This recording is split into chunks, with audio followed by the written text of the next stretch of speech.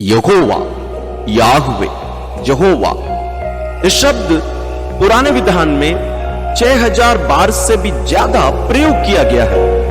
लेकिन यहूदी आज इस शब्द का उच्चारण करने से कतराते हैं। ये आज की बात नहीं, दूसरे मंदिर यानी निर्वासन के बाद जब वे वापस लौटे उसके बाद से इस शब्द का उच्चारण वे नहीं करते, और इसी कारण कैथोलिक कलीसिया में भी इसका उच्चारण नहीं किया जाता है। वास्तव में ये शब्द पवित्र बाइबल में नहीं पाया जाता है। जो कैथोलिक वर्जन बाइबल होते हैं उसके जगह पर प्रभु या अंग्रेजी में लॉर्ड, LORD, इसका प्रयोग किया जाता है। क्यों?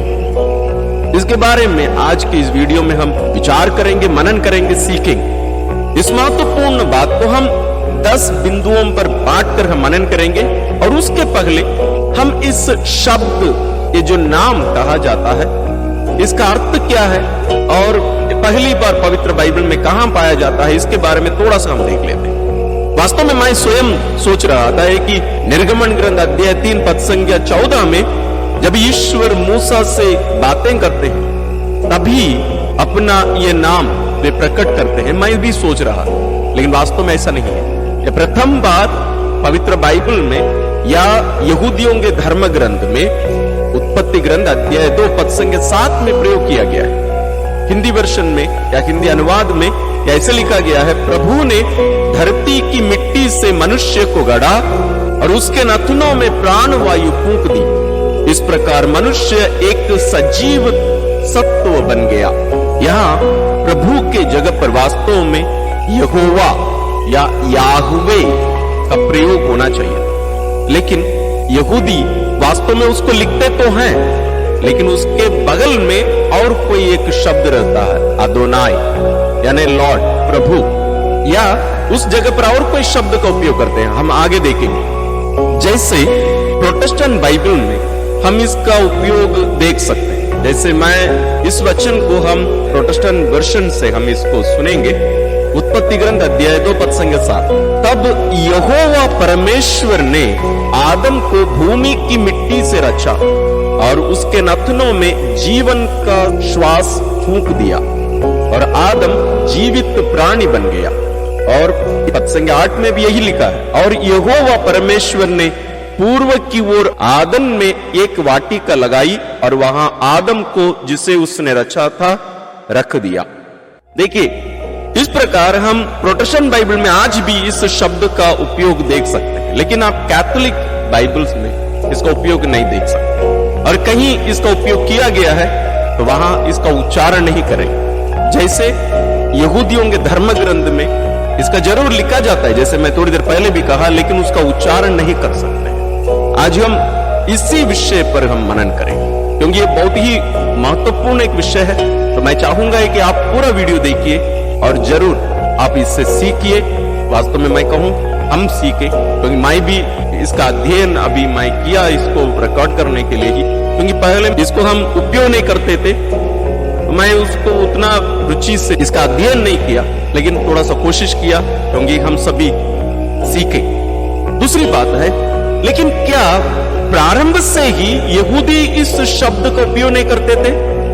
नहीं, प्रारंभ से उपयोग करते थे, लेकिन जब वे निर्वासित कर दिए गए थे, जैसे हम आगे देखेंगे, उन लोग यूनानी भाषियों के बीच में रहे, यानी ग्रीक भाषा बोलने वालों के बीच में रहे, क्योंकि वही जैसे आज अंग्रेजी एक प्रकार से विश्व भाषा के रूप में जानी जाती है, उसी प्रकार उस समय ग्रीक जानी जाती है या यूनानी। तो जब इस्राएली निर्वासन के बाद वापस लौटते हैं और वहां आकर मंदिर का पुनर्निर्माण करते हैं, जिसके बारे में हम नहम्या का ग्रंथ और एजरा के ग्रंथ में हम पढ़ सकते हैं, तब से इस नाम का उपयोग नहीं करते, क्योंकि लोग ईश्वर से ज्यादा डरने लगे। ईश्वर की पवित्रता को उन लोग ज्यादा गहरे से अनुभव करने लगे। पहले इनके पूर्वज ये गलती कर बैठे कि वे ईश्वर को त्याग कर, ईश्वर को छोड़कर एक मनुष्य राजा की मांग किए।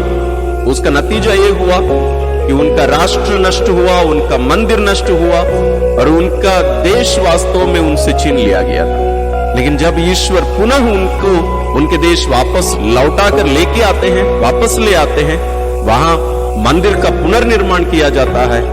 तब से यानी इसका अर्थ यह है कि निर्वासन के पहले तक लोग इस नाम का उपयोग करते थे, इस शब्द का उपयोग करते थे। निर्वासन और उसके बाद इस शब्द का उपयोग यहूदी करने से कतरा। इसका कारण क्या क्या है हम आगे देखेंगे। चले हम 10 बिंदुओं में इसको बांटकर हम मनन करेंगे। सर्वप्रथम इसको जैसे आप यहां देख सकते हैं, जो शब्द वास्तव में इसको उच्चारण करना बहुत कठिन लगता है, टेट्राग्रामेथोन।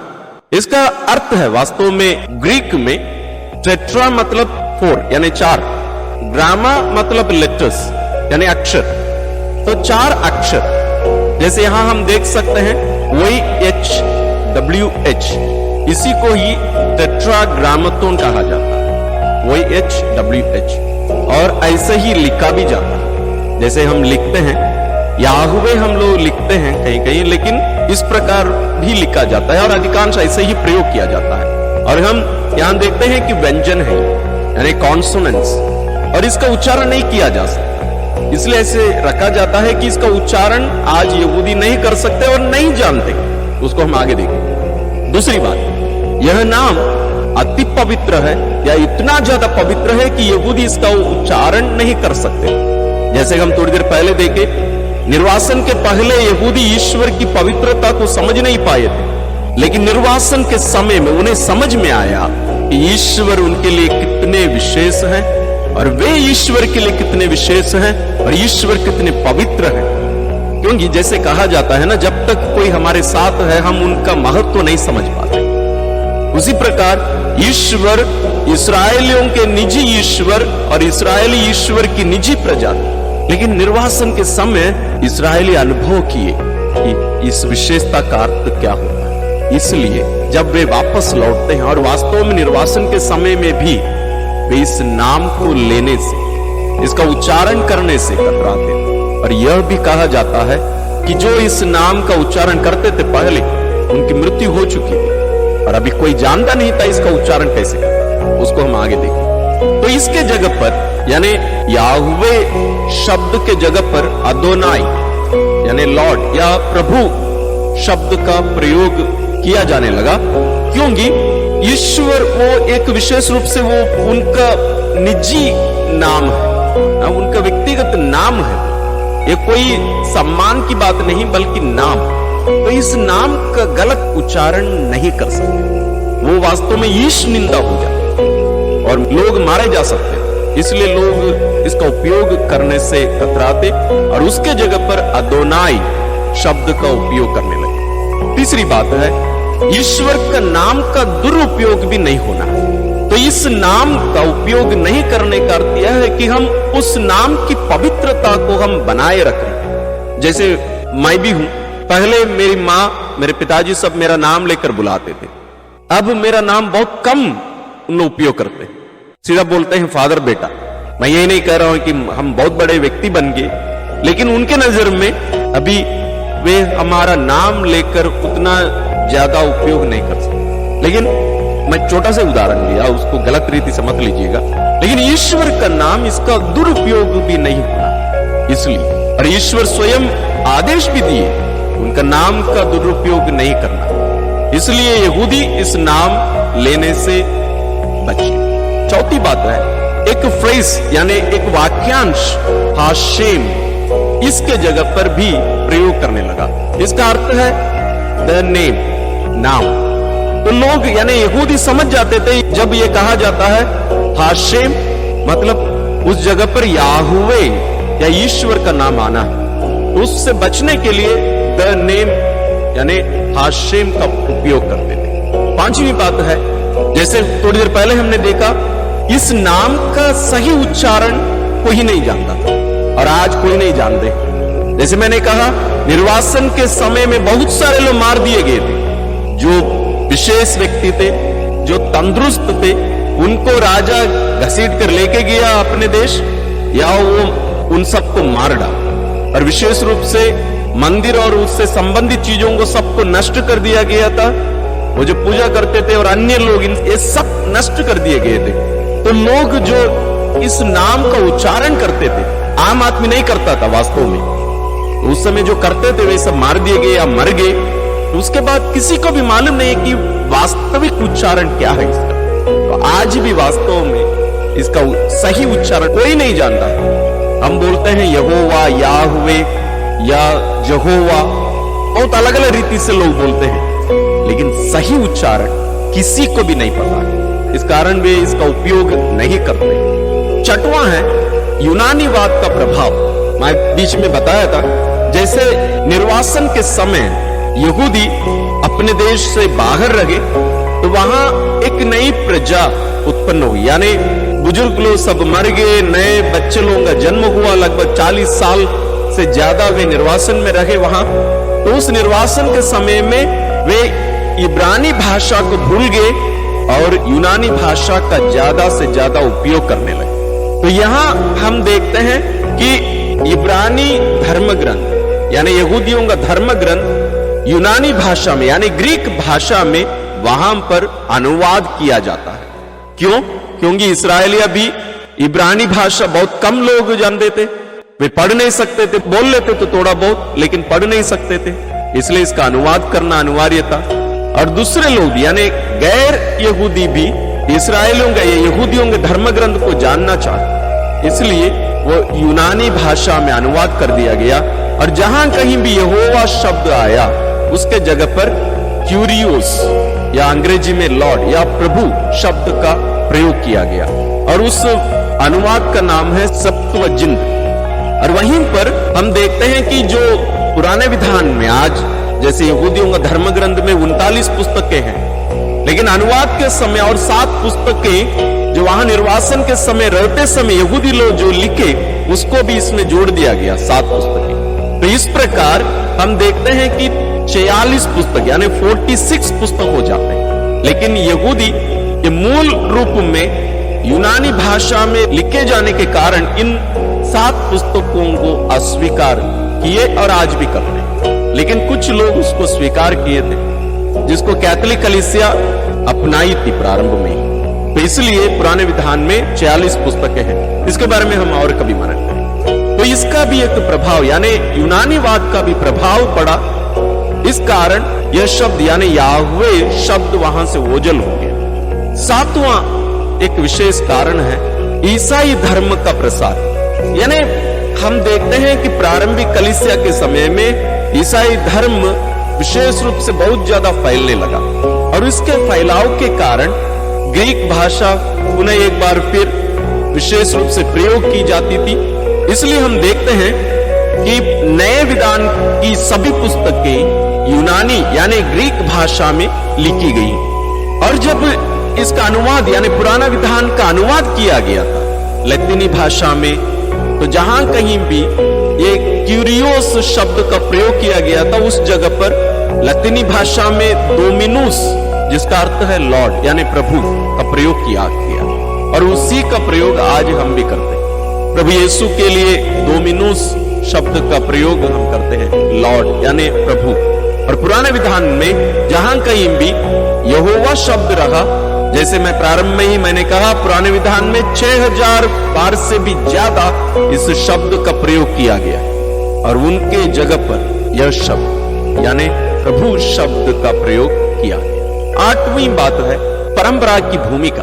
कैथोलिक कलीसिया में हम देखते हैं कि परंपरा एक अहम भूमिका निभाती। परंपरा हम सोचते हैं कि केवल कैथोलिक कलीसिया, वास्तव में एक छोटी सी टिप्पणी मैं करना चाहूंगा। आप कोई भी धर्म को ले लीजिए, परंपरा बहुत ही महत्वपूर्ण रहता है। आप प्रोटेस्टेंट चर्चेस को भी ले लीजिए, वे कहेंगे कि हम परंपरा को कोई महत्व नहीं देते हैं। तो बहुत ही बड़ा झूठ है। कैसे? वे किसकी बातों को मानते हैं? मैं पेंटेकोस्टल्स के बारे में नहीं कह रहा हूं, ये जो छोटी छोटी झुंड में जो नए नए झुंड उत्पन्न होते हैं उनके बारे में मैं नहीं कह रहा हूं। प्रोटेस्टेंट्स, वास्तविक प्रोटेस्टेंट जो होते हैं, वे भी परंपरा के आधार पर ये चलते हैं। यानी मार्टिन लूथर जी ने जो भी बातें कही उन्हीं बातों पर इन लोग विश्वास करते हैं, या जो जिस ग्रुप में या डिनोमिनेशंस के ये बिलोंग करते हैं या सदस्य हैं, उनके संस्थापक या उनके बाद में आने वाले जो मुख्य लोग थे उनकी शिक्षा या उनके लेखकों के आधार पर ही ये विश्वास करते हैं। माने वही परंपरा है। लेकिन कैथोलिक कलीसिया के ऊपर एक आरोप लगाया जाता है कि कैथोलिक कलीसिया के लोग परंपरा को बहुत ज्यादा महत्व देते हैं। यह हर डिनोमिनेशन, हर धर्म में या हर ग्रुप्स में परंपरा को विशेष स्थान दिया जाता है। तो यहां हम देखते हैं कि ईश्वर की विशेषता, उनकी पवित्रता और हमारे साथ उनके संबंध को प्रकट करने के लिए इस शब्द का प्रयोग करना, यानी प्रभु शब्द का प्रयोग करना ज्यादा उचित है। वास्तव में मैं कुछ दिन पहले ही जब इस विषय पर वीडियो बनाने के बारे में मैंने सोचा, तब मैं हमारे पुराने एक प्रोफेसर थे, आदरणीय फादर माइकल जॉन, जो कि वर्तमान में इंदौर धर्म प्रांत के विकार जनरल हैं। वो हमारे प्रोफेसर थे सेमिनरी में पढ़ाते थे। तो मैं उनसे चर्चा किया है कि फादर जी इसका महत्व क्या होता है। तो फादर जी एक बहुत ही महत्वपूर्ण बात मेरे साथ शेयर की है। वास्तव में वही है ये, यानी लॉर्ड या प्रभु जब हम कहते हैं, प्रभु का मतलब है उनके अधीन में और कोई है। ये संबंध बोध कराने वाला एक शब्द है। It refers to relationship. ईश्वर जब हम बोलते हैं, वास्तव में जब हम ईश्वर बोलते हैं, यहां ज्यादा संबंध को नहीं बताता है। जब हम राजा कहते हैं, उदाहरण के लिए राजा, उनकी प्रजा होती है, तो संबंध, सृष्टिकर्ता, उसके साथ सृष्टि है, तो ये संबंध बोधक है ये शब्द प्रभु। इसलिए ज्यादा हम ईश्वर और विशेष रूप से प्रभु यीशु के लिए इसी शब्द का प्रयोग करते हैं, प्रभु। तो हमारे और ईश्वर के बीच जो संबंध है उसको प्रकट करने वाला एक विशेष शब्द है। इसलिए यहां इस बिंदु में हम मनन कर रहे हैं परंपरा की भूमिका। यहां इस शब्द को ज्यादा से ज्यादा हम उपयोग करने लगे और आज हम पुराने विधान में भी और नए विधान में विशेष रूप से इसी शब्द का उपयोग करते हैं। पुराने विधान में ईश्वर के लिए और ईश्वर शब्द बहुत कम वहां हम उपयोग करते हैं, प्रभु शब्द ही अधिकांश प्रयोग किया जाता है। नवीन बात है यहोवा का महत्व, यानी इस शब्द का महत्व। भले हम यहूदी या कैथोलिक कलीसिया के सदस्य हम इसका उपयोग नहीं करते, लेकिन यह शब्द ईश्वर के बारे में विशेष बातों को प्रकट करता है, क्योंकि ये उनके द्वारा प्रकट किया गया उनका नाम है। इसका अर्थ ही स्वयंभू है, यानी जो अपने में ही जीवित है। अंग्रेजी में हम इसको सेल्फ एक्सिस्टेंट कह सकते हैं, यानी जो अपने में ही जीवित है, स्वयंभू। जिसको कैथोलिक बाइबल में हम निर्गमन ग्रंथ अध्याय 3 पद संख्या 14 में हम देखते हैं, ईश्वर ने मूसा से कहा मेरा नाम सत्य है। उसने फिर कहा तुम इस्राएलियों को यह उत्तर दोगे जिसका नाम सत्य है, उसी ने मुझे भेजा है। यहां सत्य यानी मैं हूं, आई एम। इसलिए प्रभु यीशु इस शब्द का उपयोग करते हैं, आई एम। इसलिए उस समय इस्राएली प्रभु पर पत्थर मारने के लिए कोशिश कर रहे थे, प्रभु को मार डालने के लिए कोशिश की। क्यों? यह ईश निंदा है, ये केवल ईश्वर कह सकते थे, यह ईश्वर का नाम है, आई एम, मैं हूं। जैसे प्रभु यीशु कहते थे मार्ग, सत्य और जीवन, मैं हूं। ये मैं हूं और कोई उपयोग नहीं कर सकता था। ईश्वर का पवित्र नाम है, भले हम इसका उपयोग नहीं करते हैं, लेकिन ये बहुत ही विशेष एक नाम है ईश्वर का। इसलिए हमें इसके पवित्रता को समझकर और इसके अर्थ को मानकर हमें इसका उपयोग करने से बचने की जरूरत है। 10वीं बात है क्यों कैथोलिक कलीसिया इसका उपयोग नहीं करती। उसका मेन या मुख्य कारण है क्योंकि हमारे यहूदी भाई बहन इसका उपयोग नहीं करते। कैथोलिक कलीसिया हर धर्म का आदर सम्मान करती है और अपनी संतानों से भी यह अपेक्षा करती है और आदेश देती है एक प्रकार से कि हम हर धर्म का आदर सम्मान करें, किसी भी धर्म का अनादर ना करें। और बहुत बार कहीं ना कहीं हमारे कुछ भाई बहनों के द्वारा कभी कभी गलत टिप्पणी की जाती है। वास्तव में ये करने से हमें बचने की जरूरत है। हर धर्म का आदर करना अनिवार्य है। कैथोलिक कलीसिया इस बात पर बहुत ही विशेष जोर देती है। इसलिए कैथोलिक कलीसिया वास्तव में यहोवा या याहुवे शब्द का उपयोग नहीं करती। तो मैं मानता हूं इन बातों के द्वारा, आज के इस मनन चिंतन के द्वारा, शिक्षा के द्वारा आप जरूर इस महत्वपूर्ण बात को समझे होंगे। हम प्रार्थनाओं में, पवित्र बाइबल में और अन्य जगहों पर इस शब्द का उपयोग करने से हम बचें और कोई भी गाना यदि आप गाते हैं जिसमें इस शब्द का प्रयोग किया गया है, उसके जगह पर प्रभु का उपयोग करिए, प्रभु का उपयोग करिए और कभी भी इस शब्द का उपयोग ना करें। यह रहा यह विशेष नाम का, ईश्वर के नाम का अर्थ, जो कि 6000 से भी ज्यादा बार पुराने विधान में प्रयोग किया गया है। इसका अर्थ, इसका महत्व और कैसे इसका उच्चारण एक प्रकार से गायब हो गया और क्यों यहूदी इसका उपयोग नहीं करते हैं, और इसलिए भी कैथोलिक कलीसिया के विश्वासी और कैथोलिक कलीसिया इसका उपयोग नहीं करती। हम ईश्वर को धन्यवाद दें। पुनः ईश्वर अपने बारे में हम निरे मनुष्यों पर प्रकट करते रहते हैं।